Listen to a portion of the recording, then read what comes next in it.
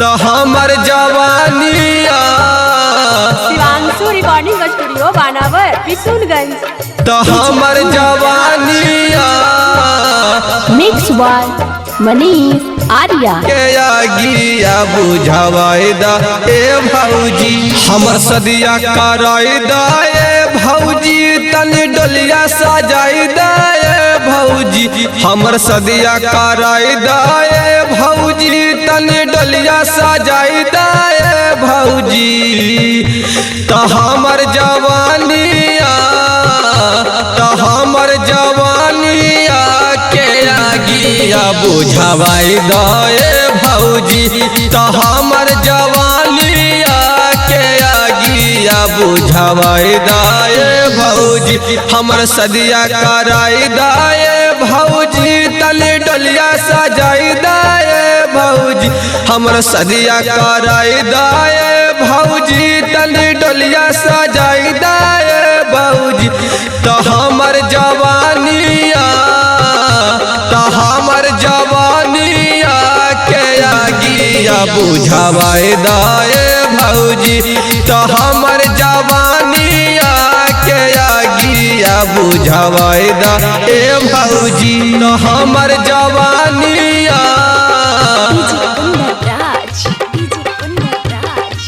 तो हमर जवानिया के आगिया बुझावाई दा ए भौजी तो हमर जवानिया के आगिया बुझावाई दा ए भौजी भैया के डरे एक गो भौजी पटाबही नाला भरवाजी गौआ के बगल के सभे छोकरावा देबा हो भौजी नंबरवाजी भैया के डरे एक गो भौजी पटाबही नाला भरवाजी गौआ के बगल के सभे छोकरावा देबा हो भौजी नंबरवाजी हमर मड़वा गड़ाई दाए भौजी तने मंगिया सजाई दाए भौजी हमर मड़वा गड़ाई दाए भौजी तने मंगिया सजाई दाए भौजी तो हमर जवानिया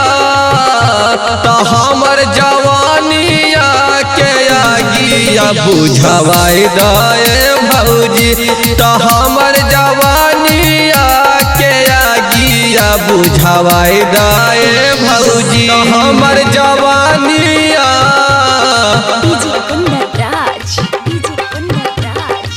तो हमर जवानिया के आगिया बुझावाई दा ए भौजी तो हमर जवानिया के आगिया बुझावाई दा ए भौजी मनीष आर्या जैसन ये भौजी खोजदा हमर भतार जी विक्रांत बेदर्दी राइटर भारत जैसन भौजी देवर जी मनीष आर्या जैसन ये भौजी खोजदा हमर भतार जी विक्रांत बेदर्दी राइटर भारत जैसन भौजी देवर जी तनी कंगना पेन्हाई दाए भौजी हमर डोलिया सजाई दाए भौजी तनी कंगना पेन्हाई दाए भौजी तनी डोलिया सजाई दाए भौजी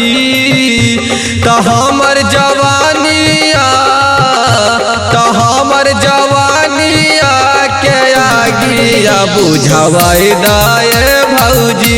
तो हमर जवानिया के आगिया बुझावाई दाए भौजी शिवांशु रिकॉर्डिंग स्टूडियो बानावर बिशुनगंज।